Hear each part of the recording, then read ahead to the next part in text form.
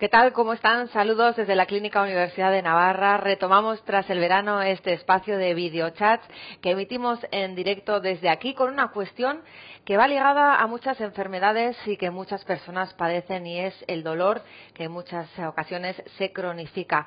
Va a hablar de este tema el médico que me acompaña en esta ocasión, es el doctor Juan Pérez Cajaraville, responsable de la unidad del dolor de la Clínica Universidad de Navarra, y va a contestar a las preguntas que han estado formulando en directo en los últimos días y que pueden formular también hoy en directo a través de la página web de la Clínica Universidad de Navarra, a través de Facebook y a través de Twitter con el usuario Clínica Navarra. Doctor Pérez Cajaraville, en primer lugar, le voy a presentar para que los usuarios que nos están viendo en este momento le conozcan un poquito mejor. El doctor Pérez Cajaraville, como les decía, dirige la unidad del dolor de la Clínica Universidad de Navarra y es especialista del Departamento de Anestesiología y Reanimación de la Clínica Universidad de Navarra. Es además asesor del Ministerio de Sanidad, experto en dolor para la Agencia Europea del Medicamento y forma parte de la Junta Directiva de la Sociedad Europea del Dolor y de la Sociedad Española del Dolor. El doctor Pérez Cajaraville ha escrito 7 libros de la especialidad, entre otras cosas. Pero, doctor, vamos a comenzar ya este videochat con la primera de las preguntas, si le parece bien, que paso a leerle en este momento. María nos escribe haciendo referencia a una enfermedad que desafortunadamente pues tiene gran prevalencia en la actualidad, que cursa con dolor, como es la fibromialgia. Dice: me diagnosticaron esta enfermedad desde hace años, pero no llevo tratamiento. Tengo momentos de dolor y confusión en mi mente y no duermo bien. Pregunta: ¿qué es lo que debería hacer? Bueno, buenos días, Marta. Gracias por tu introducción, pero la verdad que eso no tiene, para mí no tiene ninguna importancia. Lo que sí realmente creo que es de agradecer es que dediquemos un poquito de tiempo a hablar del dolor crónico. El dolor crónico, creo que antes de contestar a María, nuestra oyente, muy bien, es una enfermedad. En sí el dolor crónico es una enfermedad y como tal debemos considerarla. No es un síntoma, a veces sí lo es, pero generalmente el dolor crónico es socialmente, económicamente, familiarmente, un problema. María ha empezado con una pregunta que es la fibromialgia. La fibromialgia pues es una piedra angular, es un gran reto para todos nosotros. La fibromialgia realmente es una enfermedad que de reciente aparición, creo que fue en el año 76, apareció el término fibromialgia, que básicamente viene de 3 palabras, que es fibro, mio y algia, ¿no? Pues es fibro, que es tejido, mio, que es músculo, y algia, que es dolor. Es gente, como tú bien sabes, María, pues que padecéis muchísimo dolor muscular de etiología desconocida. Realmente no sabemos el por qué se producen estos dolores, esta enfermedad. El tratamiento es complejo porque tampoco sabemos a día de hoy qué es el tratamiento más eficaz, qué es lo mejor. Hay mucha sintomatología asociada al cuadro fibromiálgico: la fatiga crónica, el cansancio, alteraciones gastrointestinales, vértigo, síndrome de piernas inquietas, etcétera. Hay muchos. Nosotros en la clínica tratamos la fibromialgia pues de una manera multidisciplinar.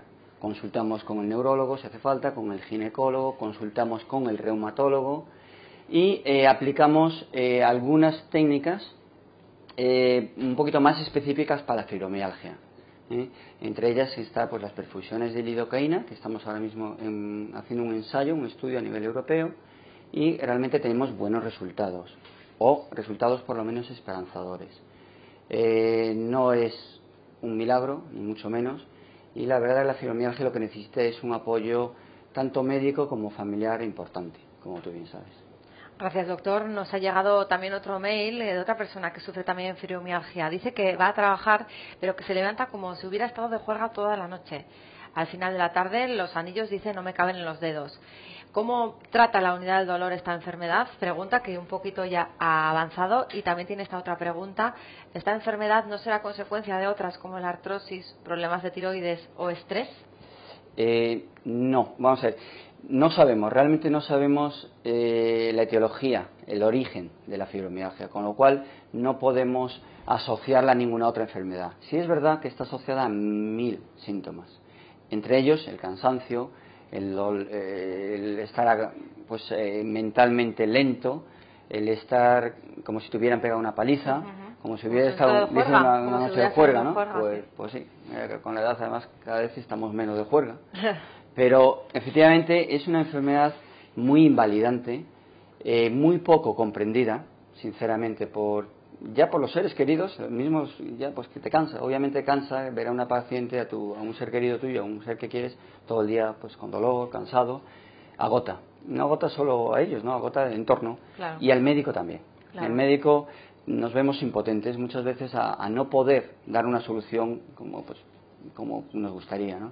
Es muy fácil entender que si te operan de una apendicitis, te quitan el apéndice y bueno, pues más o menos ya sales adelante. La fibromialgia, pues no, es una enfermedad crónica y que la abordamos aquí en la clínica, en la Universidad de Navarra, la abordamos de una manera muy integral, es decir, consensuamos con un psicólogo, consensuamos con el reumatólogo, con el patología digestiva si tuviera. Entonces nos focalizamos mucho en las patologías independientemente del global.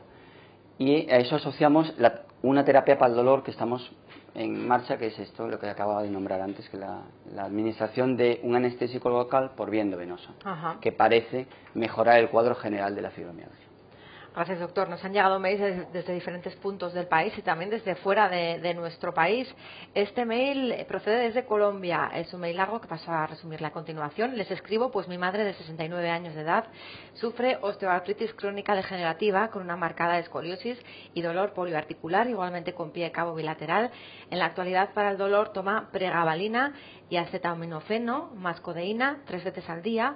Actualmente sufre una profunda depresión para la que también toma medicación. Además, es hipertensa, sufre hipotiroidismo, vértigo crónico benigno, migraña, hernia hiatal gigante, esofagitis péptica, deficiencia venosa y es prediabética. Igualmente hay que sumar frecuentes caídas sin explicación alguna. El motivo de mi consulta, dice, es que con toda esta patología su familia se encuentra desesperada porque, aunque es valorada por especialistas, no vemos ninguna mejoría y quisiéramos una orientación respecto a los médicos que debe consultar y quién debería coordinar y realizar un plan de salud para ella. Queremos prevenir, dice, futuras enfermedades que se puedan generar a raíz del tratamiento por la enfermedad que más le aqueja, que como decimos es la osteoartritis. Vale, gracias Marta. Esta paciente no sabemos el nombre, ¿no? No cuenta su nombre. Bueno, la osteoartritis crónica es una enfermedad normal del envejecimiento. ¿Vale? Los cartílagos articulares, que son un mecanismo de defensa, de protección de los huesos y del tejido circundante, pues se va deteriorando poco a poco y se van produciendo fenómenos de dolor, hinchazón en todas las articulaciones. Esto es en lo que es el referente a la osteoartritis crónica, más frecuente en mayores de 55 años. Es muy característico la rigidez matutina, la incapacidad a primera hora de la mañana, y el tratamiento es voy a responder ya a la pregunta realmente de que nos hace nuestro oyente, y es un tratamiento multidisciplinar. Es decir, necesitamos ejercicio físico, necesitamos medicación, necesitamos a lo mejor cirugía por un traumatólogo, necesitamos ortopedia, porque tienes que ir regulando esas articulaciones con sistemas ortopédicos para que no se deterioren más. Con lo cual, realmente lo que haría falta es un equipo que se pusieran, pues que estuvieran en contacto todos ellos. En Colombia y en la Universidad de La Sabana, hago relación porque sí los conozco, el Departamento de Rehabilitación y la Unidad del Dolor trabajan muy bien. Os lo digo, no sé si te puede valer de ayuda o no, pero realmente la Unidad del Dolor es un centro fundamental. La Unidad del Dolor, uno de sus cometidos generales es la de ser interlocutor entre otros profesionales médicos.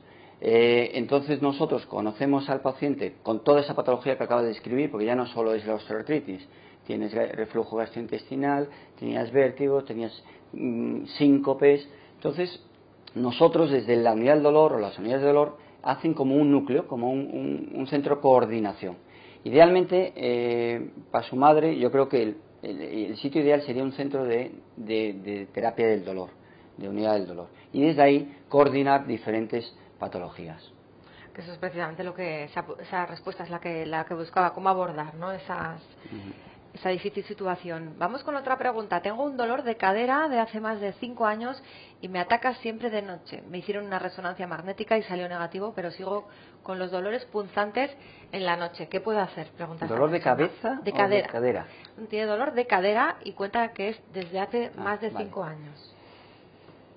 Hombre, realmente ahí no tenemos mucha información. No sé realmente cuál es la base de ese dolor. Tendría que ver un poquito Tendríamos más detalles. que quizá saber si es un dolor sacroilíaco, si es un desgaste de la articulación de la cadera, si es el axis, lo que es la columna lumbar, la que está degenerada o tiene algún tipo de patología lumbar, como una hernia, una protusión. Y bueno, no por ser alarmante ni mucho menos, pero también a veces pues los procesos oncológicos también pueden desencadenar un dolor lumbar, con lo cual no digo que sea el caso ni mucho menos, si Dios quiera, pero sí debemos bueno, pues tener un poquito de saber, tener un poquito más de información. Eso, le invitamos a que nos envíe un poquito más de información. Si me dejáis su email y yo puedo claro, por email a lo mejor ayudarle un poquito más. Que seguro que nos está viendo y se pone en contacto. Pensé que me decía cefalea, hay un tipo de cefalea que es la cefalea, por eso decía cefalea también nocturna, ha habido varias preguntas. Después... Pero hay una cefalea nocturna que es muy característica, se llama cefalea hípnica. Solo cursa por la noche. Una cefalea que solo cursa por la noche, es hasta hace poquísimo, solo había 8 casos en el mundo, ya empieza a haber cada vez más, y sí tiene tratamiento, y lo que pasa es difícil el diagnóstico. Pensé que hacía referencia a ese ¿Y de caso. qué tratamiento estaríamos hablando por si hay alguna persona que precisamente se encuentra con ese caso de cefalea nocturna?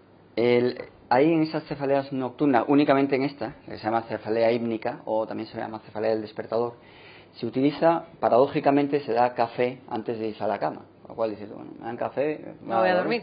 Pues no, hay gente que sí que duerme, pero él alivia el dolor de cabeza, ¿no? El café simplemente con esa medida puede resultar.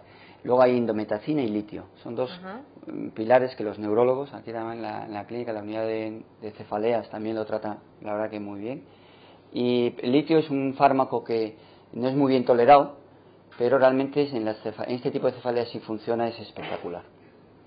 Pues hablaremos probablemente también de cefaleas y dolores de cabeza, pero antes vamos con este mail de este paciente de 77 años. Escribe esto: llevo 2 años con un diagnóstico de estenosis lumbar y con un tratamiento farmacológico desde hace 1 año de paracetamol y tramadol, y desde hace 1 mes además tomo antiinflamatorios. Me han derivado a la unidad del dolor y me dicen que tome durante 45 días hidromorfina, que mi propio médico de familia me recomienda que no lo tome. Después de estos 45 años me dicen de hacerme un bloqueo muscular en los músculos de la espalda.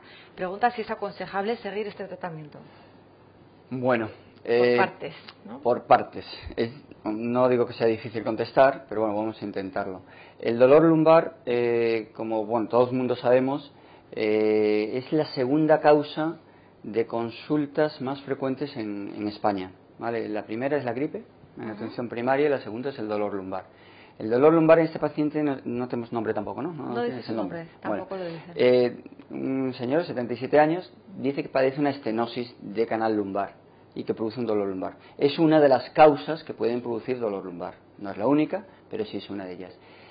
Nuevamente es un proceso, la estenosis de canal, degenerativo. Poco a poco, con el paso de los años, vamos perdiendo altura. Eso es porque los discos o las almohadillas que están en medio de las vértebras van perdiendo agua y se produce una disminución del calibre por donde salen los nervios. Esa disminución de ese calibre, digamos que atrapan los nervios que van a las extremidades inferiores, extremidades superiores, si fuera a nivel cervical, o a nivel lumbar, y duele. El primer tratamiento, o el primer, digamos, paso para tratar la estenosis de canal puede ser el reposo, un poco de ejercicios de la musculatura lumbar para fortalecerla, y fármacos, tratamiento farmacológico, que es lo que le han dado a este señor. Luego le proponen, en este paciente nos propone, lo que nos pregunta es que le han propuesto hacer algo más invasivo, unas infiltraciones en una unidad del dolor. Es un segundo paso. Si el tratamiento farmacológico no responde, perfectamente es válido, y además funcionan muy bien lo que se llaman bloqueos epidurales. Se llaman bloqueos centrales, llamamos nosotros, que son muy parecidos a lo que le hacemos a las embarazadas cuando van a dar a luz, las epidurales, pues se aplica eso mismo para los problemas de estenosis lumbar. Se pone un poquito de medicación de anestésico local y de corticoides en donde se produce esa estenosis, y lo que permite es desinflamar un poquito el agujero y liberar la presión que tiene el nervio. Con eso la sintomatología se alivia. Me parece que está perfectamente válido que le mande una unidad de dolor y realizar unas infiltraciones que me imagino que serán epidurales.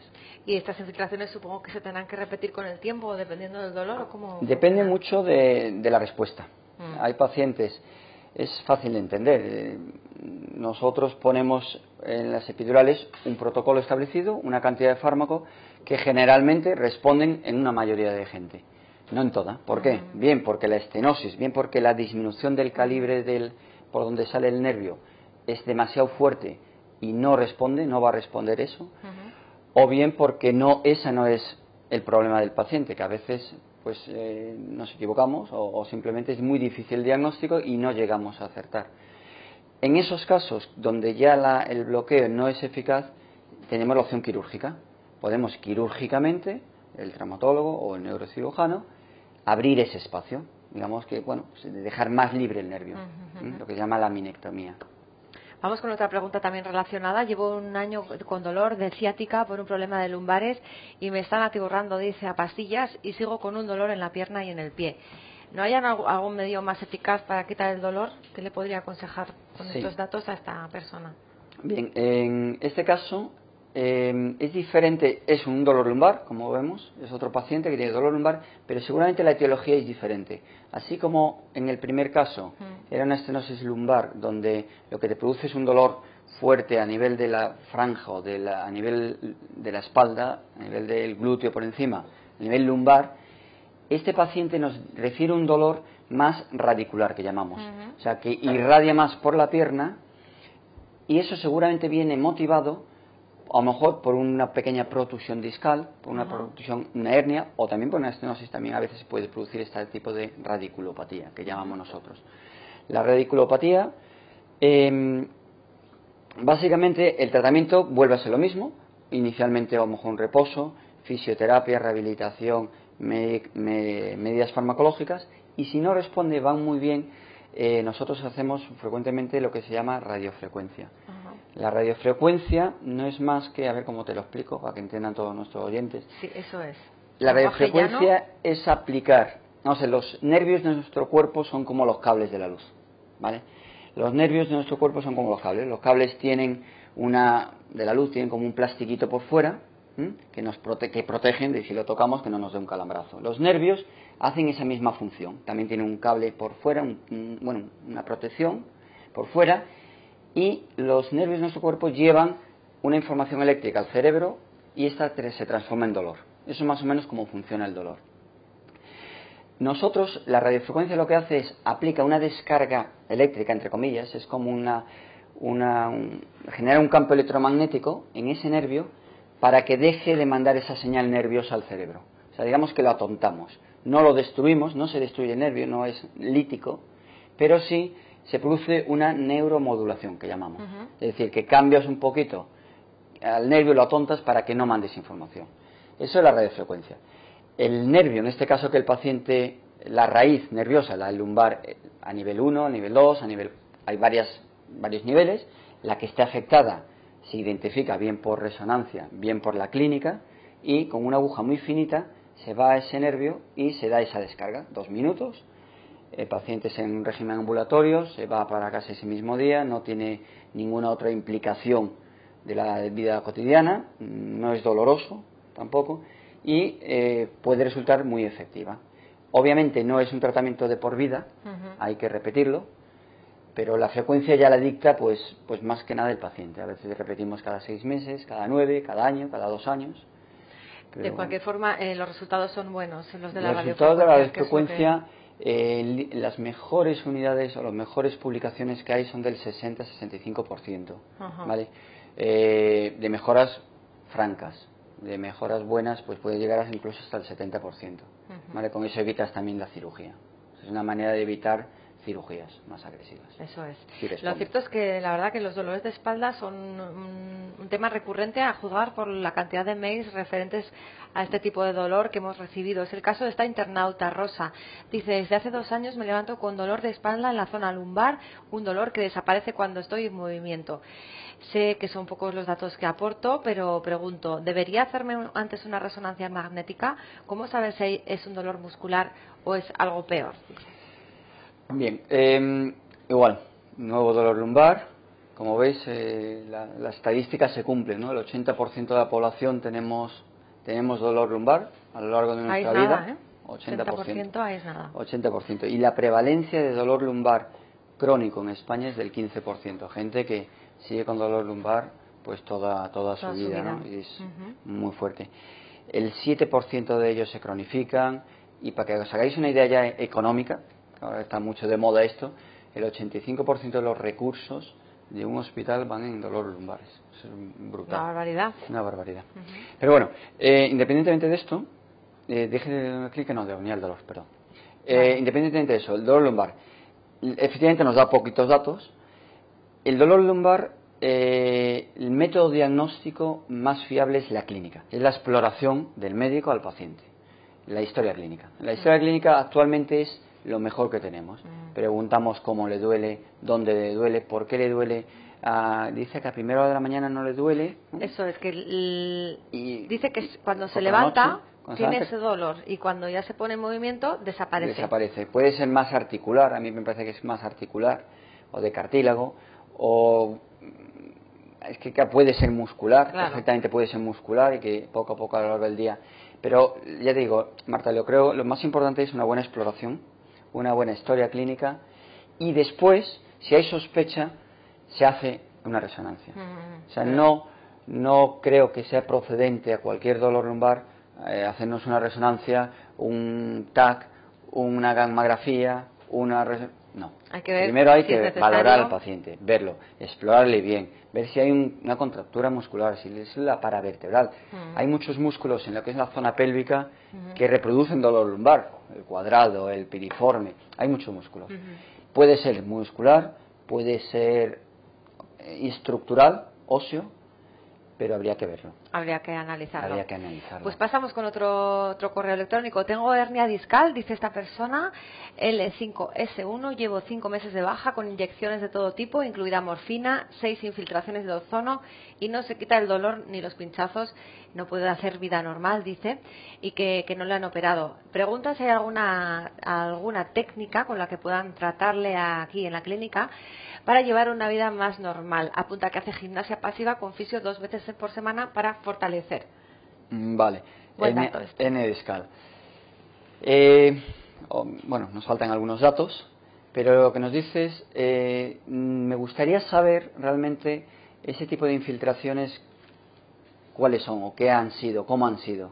Infiltraciones es un término que usamos genéricamente todos los humanos para un médico que nos pone una aguja, ¿no? Y eso es una infiltración. Es muy genérico, es muy ambiguo. Yo no sé si ha sido un bloqueo radicular selectivo, si se han ido a una raíz. No sé si ha sido un bloqueo epidural, de los que hablábamos antes. Me faltan ahí unos datos.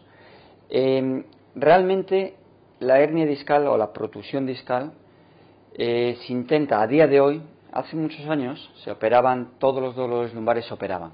¿Vale? Había 2 cirujanos americanos que en los años 60, un Mixter y Barr, empezaron a operar todo tipo de dolores lumbares. Vieron, a lo largo de los años hemos visto que se debe evitar el operar, al menos que sea necesario, cosa que no es malo, o sea, operar no es malo, si es necesario no es malo, pero sí no desde un principio, con lo cual hay que agotar todo tipo de recursos antes de llegar a una cirugía, no por nada, sino porque la cirugía te puede quedar muy bien, pero te arreglan un nivel de la hernia, pero el nivel inmediatamente superior, no sé si se me entiende, o el nivel inferior, va a sufrir el peso del cuerpo. ¿No? El peso del cuerpo cae casi siempre sobre 2 vértebras lumbares, L3 y L4. Si tú tienes fastidiada esa por una hernia, te la operan, pero luego va a empezar a sufrir la de arriba, porque esa ya no sufre. Entonces, es más complicado. ¿Qué le aconsejo yo? La verdad, me gustaría ofrecerle que por email me mande con un poquito más de detalle qué tipo de infiltración han hecho, y en base a eso ofrecerle más técnicas que seguro que hay. O sea, sí, porque ella habla de infiltraciones, o él, de ozono, y dice, bueno, de todo tipo, incluida morfina. Vale. Pero A ver, claro, las infiltraciones de ozono, bueno, el ozono es una técnica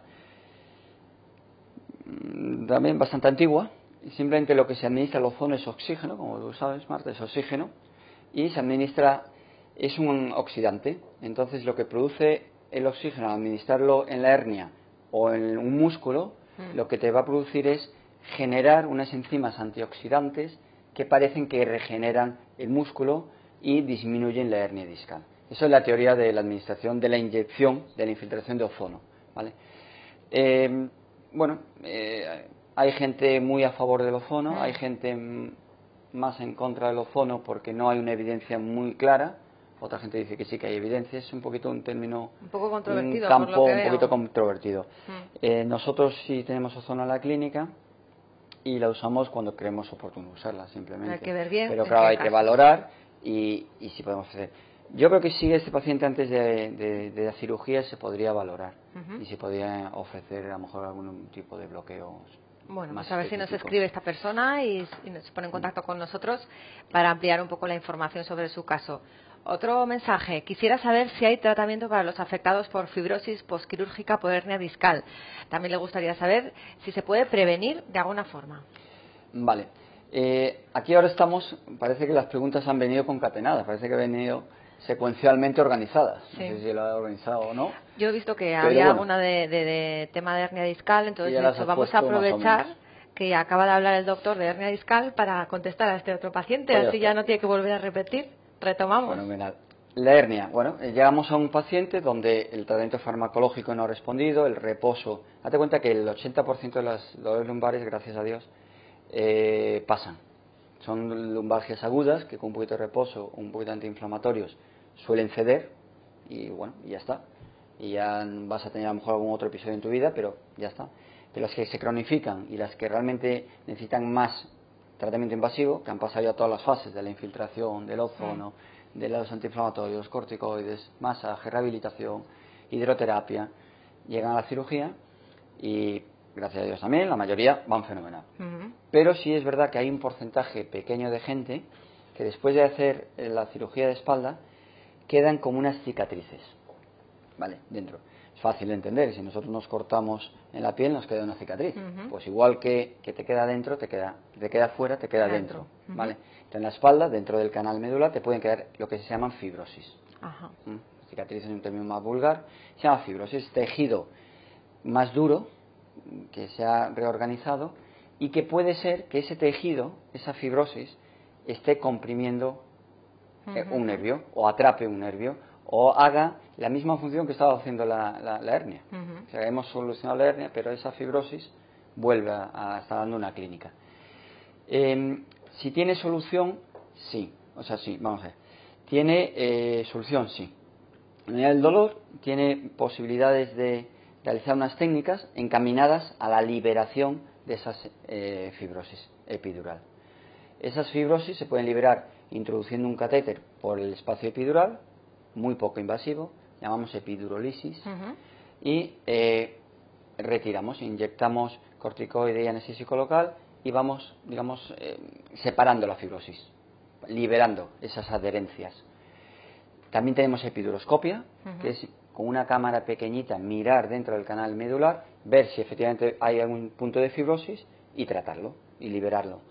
También, aparte de la epidurolisis y la epiduroscopia, hay técnicas ya más avanzadas o en otro escalón, que sería la estimulación medular.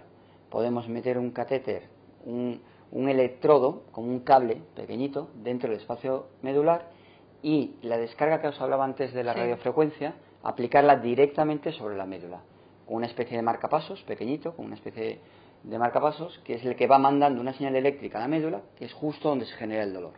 Eso lo que hace es inhibir la señal dolorosa. O sea, no curas la fibrosis, pero sí alivias el dolor. ¿Vale? Que es lo que interesa. Que es lo que interesa. Y además que no es un tratamiento invasivo, o sea que también eso es mínimamente invasivo. Por eso que lo que es el último, lo que es la estimulación medular es quizá el más invasivo de los que hacemos. Los otros es en un régimen ambulatorio y es muy poco invasivo.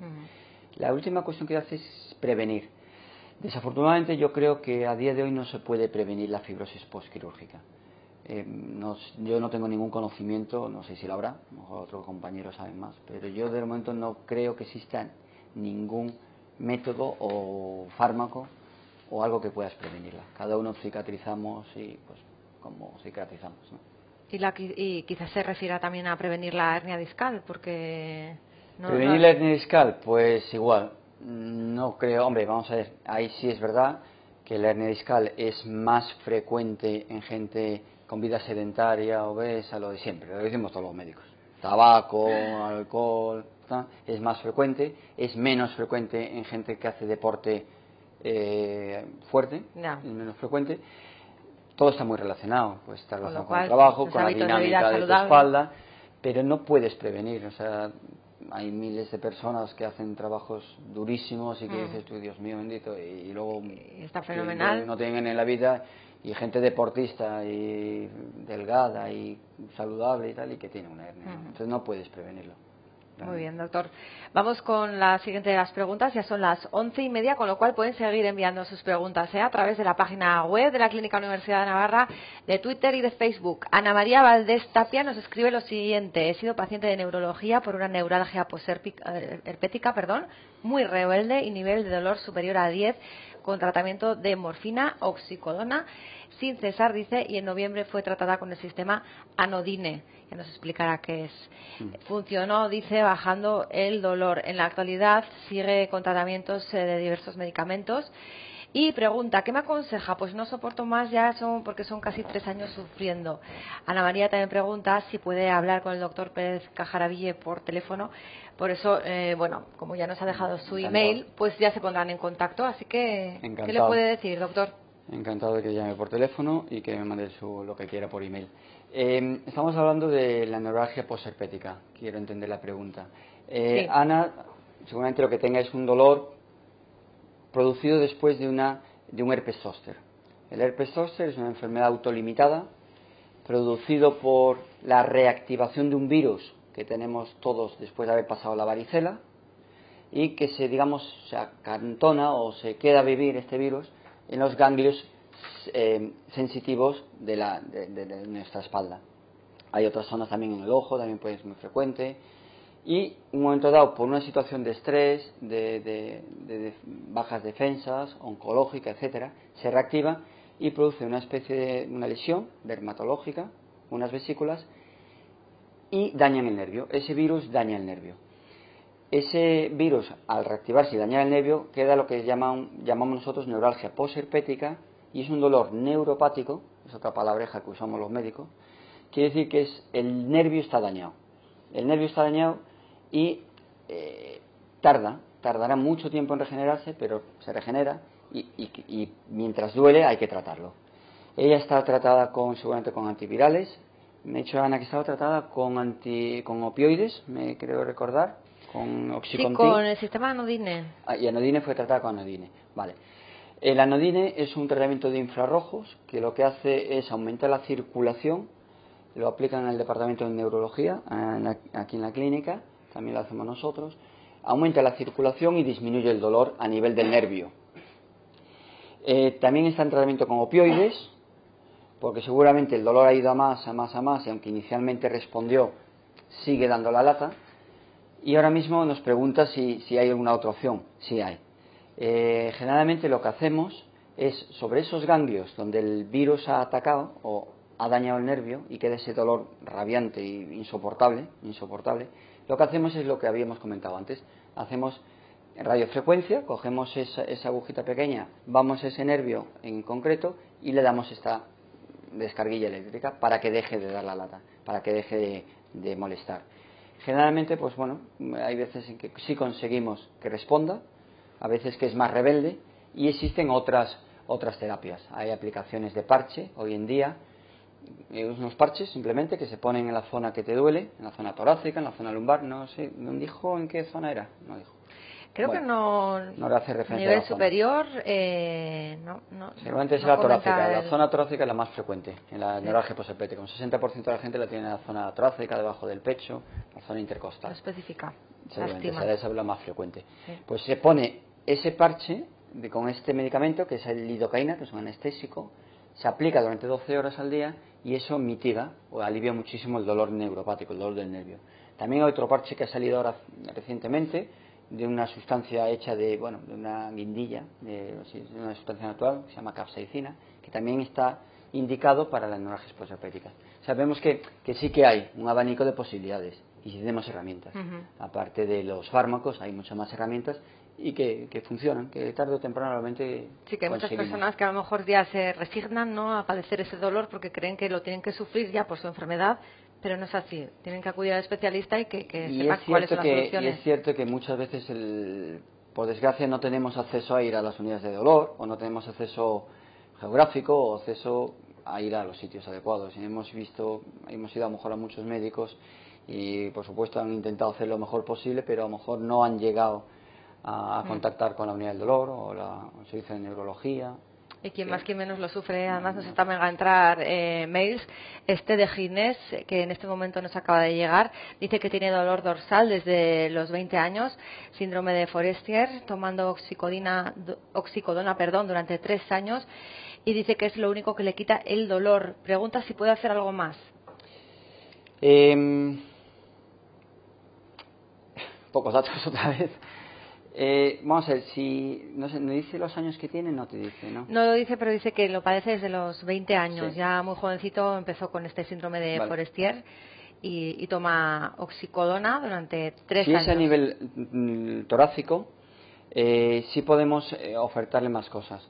Hay perfusiones de la lidocaína que hablábamos para la fibromialgia, Sí. están indicadas. También está indicado el tratamiento con otro producto que se llama anafranilo. O sea, hay posibilidades endovenosas y posibilidades también de tratamiento topográfico, es decir, por la zona que le duele podemos localizarla y aplicar también técnicas. Incluso hay publicado algún caso de administración intratecal de fármacos. Esa es otra técnica que usan las unidades de dolor. Normalmente usamos es la colocación de un catéter en el espacio intratecal. El espacio intratecal es el que rodea a la médula, ¿vale? Para que nos aclaremos. Está el espacio epidural primero y luego hay un espacio más adentro que está lleno de un líquido que es, digamos, que es el almohadillado de la médula, ¿vale?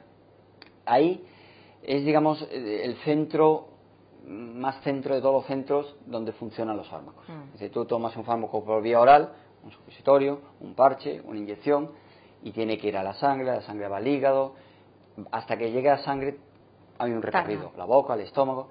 Si ponemos un medicamento directamente en el espacio intratecal, es como ponerlo en el sitio mejor, más efectivo, y no pasa todas esas barreras que pasan normalmente los fármacos. Claro, para eso hay que poner un catéter y un dispositivo que es como un reservorio pequeñito debajo de la piel y el medicamento ahí. Es un ordenador pequeñito que le va pasando la medicación continuamente para que deje de doler.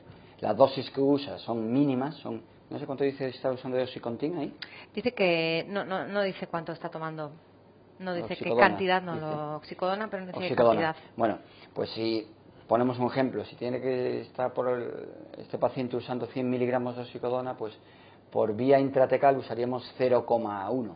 O sea, que hay que utilizar menos fármaco y además mínima que produce muchos y menos efectos adversos y encima la efectividad es muy alta.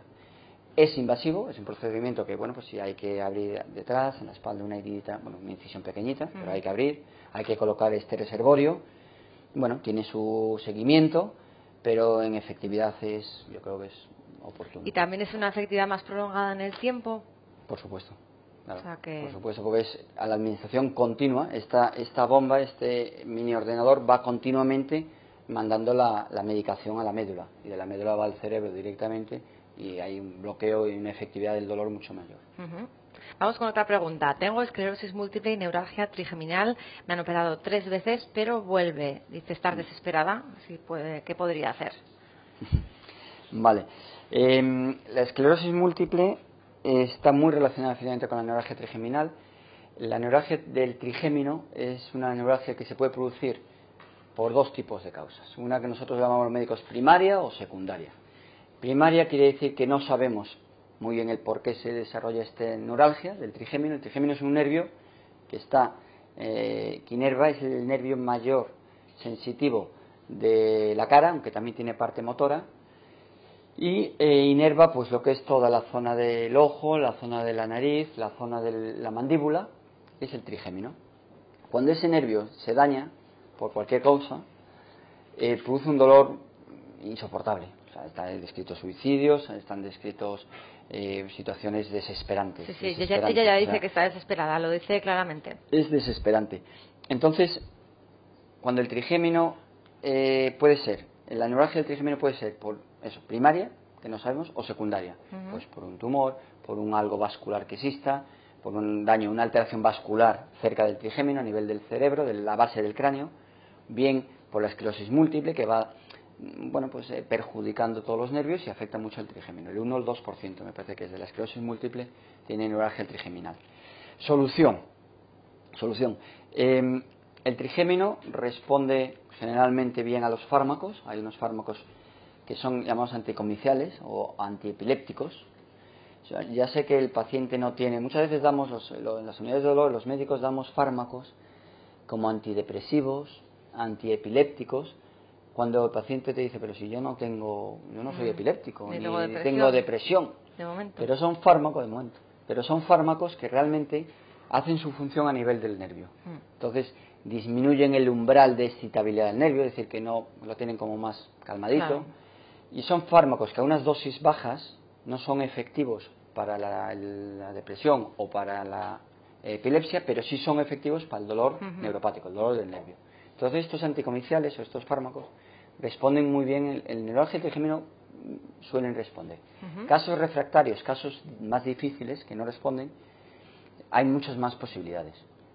Aquí hacemos la radiofrecuencia del ganglio de Gasser. El ganglio de Gasser, digamos que es el núcleo del trigémino, y de ahí salen las tres ramas del trigémino. Se llama trigémino precisamente por eso, por trigémino, tres ramas. Entonces vamos también con una agujita muy fina, con el rayo, mirando por rayos X de donde vamos para situarnos, localizamos el ganglio de Gasser y hacemos también radiofrecuencia, ¿vale? Y esa es una técnica realmente espectacular. Los resultados son muy buenos incluso a 3, 5, 7 años con una sola vez. A veces en que necesitas más, pero realmente responde muy bien. Si eso no fuera efectivo, puedes hacer cirugía. Que no sé si el paciente nos dice si le han hecho cirugía o no. Sí, ya le han operado 3 veces. 3 veces, vale. Y vuelve, vale. Entonces ya está, ¿cómo se llamaba esta paciente? Ana. No ha dejado su nombre. No ha dejado su nombre. Bueno, esta paciente ya ha pasado por estas fases. Seguramente al operarla, no sé si se refiere a la radiofrecuencia del ganglio de Gasser o a microdescompresión, que es la palabreja que usan los neurocirujanos para operar. Lo que hacen es cogen el trigémino, la base del cráneo, y lo aíslan un poquito para que no toquen las estructuras que hay alrededor, las arterias, y se libere el dolor. Si este caso, en este paciente, también le han hecho eso, hay otra posibilidad que es la radiocirugía, el gamma knife, la neurocirugía, pero ya ir al cerebro. Vas al cerebro, a una parte del cerebro donde se identifica anatómicamente con el trigémino. Y ahí aplicas una carga, y es quizá ya un escalón más. Aquí la realizamos también, hay pocos centros en España que la hacen, muy pocos, pero bueno, los hay. Vale, doctor, vamos con esta otra pregunta. Me gustaría hacer una consulta sobre la unidad del dolor. ¿Qué tipo de pacientes tienen derecho, por decirlo de alguna manera, a acceder a este tratamiento? Y cuenta el caso de su madre, que lleva bastante tiempo con dolores muy fuertes en la zona torácica, espalda, mamas. Le han hecho, según los propios médicos, todas las pruebas posibles y no le encuentran nada orgánico. Ha probado diversos tratamientos farmacológicos, pero sigue igual e incluso empeora. Ya no sabemos si a dónde acudir y nadie parece tener una solución. No sé si le puede dar un consejo, una orientación a esta persona que nos escribe con este mensaje. Bueno, hace dos preguntas, ¿no? La primera, ¿qué es una unidad de dolor? Básicamente lo que nos pregunta es eso, ¿no? Sí.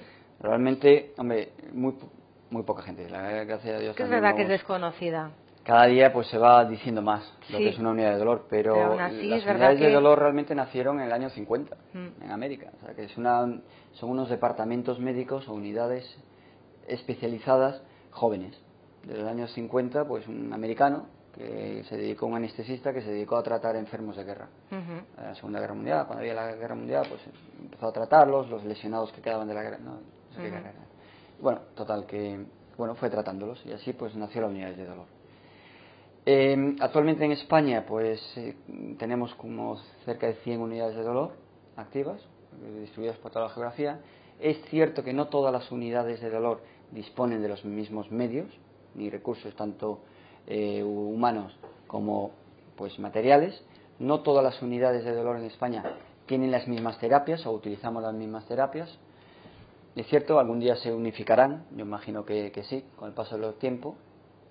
Y una unidad de dolor realmente lo que hace es intentar mejorar la calidad de vida de todos nuestros pacientes. Intentar mejorar el dolor. Si tú mejoras el dolor, va a mejorar tu calidad de vida, eso es indudable. Y tanto que sí. O sea, que es indudable. Y tanto que sí. No nos preocupa tanto el diagnóstico, porque como dice él, su madre ha ido ya a ver a no sé cuántos especialistas, a no sé cuántos médicos, al final y una no son peregrinación. capaces de sacarle un diagnóstico. La unidad del dolor, el paciente no tiene que venir con la idea de que le vamos a diagnosticar lo que otros compañeros no han podido, porque no, porque cada uno sabe de lo suyo y ellos saben muchísimo más que nosotros. El de ginecólogo sabe más que yo, el de cirugía sabe más que yo de lo suyo, cada uno pues. Entonces no vamos a diagnosticar, lo que vamos a intentar es, con las herramientas que tenemos, intentar tratar el dolor, ¿vale? Y que mejore su calidad. Por desgracia, a día de hoy es frecuente en nuestras unidades de dolor que nos lleguen los pacientes sin diagnóstico, muy frecuente. O sea, es estupendo que nos lleguen con una neuralgia posherpética diagnosticada, o una hernia discal diagnosticada, es estupendo, porque sabemos lo que tratamos. Pero tenemos que, bueno, pues que a día de hoy tenemos nuestras limitaciones en la medicina. En la medicina pues no se llega a todo, y no tenemos, y no sabemos, y tenemos que ser conscientes. Eso no quiere decir que no tratemos al paciente. Ese paciente, su madre, pobrecilla, que tiene su dolor torácico, mama, no sé qué más dice, pues vamos a intentar unos fármacos, vamos a intentar una rehabilitación adecuada, vamos a intentar pues una radiofrecuencia a lo mejor selectiva, se intentan cosas. ¿Y se consigue mejoras? Pues es lo que decía antes, un 60% conseguimos mejorarle la calidad de vida. Eso es lo que te puedo decir. Bueno, pues ya nos queda poco tiempo, doctor Pérez Cajaraville, para terminar, pero vamos ya con las últimas preguntas. Tengo una disfunción en el temporomandibular y me produce dolor crónico de cabeza. ¿Tiene solución? Pregunta este internauta. La articulación temporomandibular, otro gran caballo de batalla, tanto para cirujanos maxilofaciales como para estomatólogos, como para las unidades de dolor y rehabilitación. La articulación temporomandibular es una articulación delicada que realmente está inervada, nos facilita el masticar, el bostezar, el hablar. Si te duele la articulación temporomandibular, que es la articulación que une la mandíbula con la base del cráneo, si te duele, bien porque está artrósica, está defectuosa, porque el cartílago está desgastado, porque el nervio que rodea a la articulación está dañado por una compresión, cualquiera de estos factores produce una disfunción. Esa disfunción te incapacita totalmente. Ya no solo es el dolor, ya es el hablar, el comunicarte socialmente. Y hay escuelas y muy buenas en España de disfunción temporomandibular, de rehabilitación.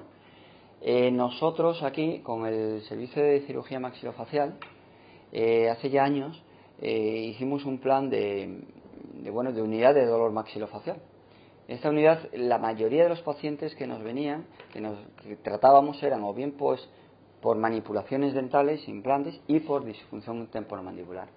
Y bueno, pues estudiando con animales, estudiando también en el departamento de anatomía, vimos que había unos nervios, un nervio pequeñito en la articulación temporomandibular, que lo que le aplicamos era radiofrecuencia, lo mismo de antes, y mejoraban, junto con la artroscopia de la articulación temporomandibular. Entonces, con la artroscopia mirábamos dónde estaba el nervio y localizamos, y bueno, y van mejorando. Eso lo asociábamos con rehabilitación específica. Aquí en la unidad de maxilofacial también tienen un rehabilitador excepcional, y la verdad nos ayuda un montón. para estos problemas. Es un problemón crónico, con mucha paciencia, pero bueno, también conseguimos alguna mejora. Que es preciso tratar. Sí. También hemos recibido varios mails haciendo referencia al dolor que sufren los enfermos que han padecido algún tipo de cáncer. Es el caso de esta persona que dice que como consecuencia de un cáncer de pulmón, mi marido lleva años sufriendo dolor que no consigue aliviar del todo con fármacos. ¿Existe alguna técnica nueva más eficaz para que no tenga que sufrir este calvario diario, así es como lo califica? Sí, hombre, es un calvario. Claramente la enfermedad oncológica es un calvario. Independientemente ya del dolor, es realmente muy sacrificada para el paciente, para el familiar, para los médicos, enfermeras, para todo el mundo. Todo el mundo sufre. La enfermedad oncológica es terrible, ¿no? Gracias a Dios, pues también hoy en día vamos mejorando, ¿no? Y tanto en el diagnóstico, en el tratamiento, oncología, hay unos avances, vamos, espectaculares. Se invierte muchísima investigación en oncología y la verdad que va muy bien. En cuanto al dolor oncológico, a ver si me entiende lo que voy a decir. El dolor oncológico es muy gratificante para mí.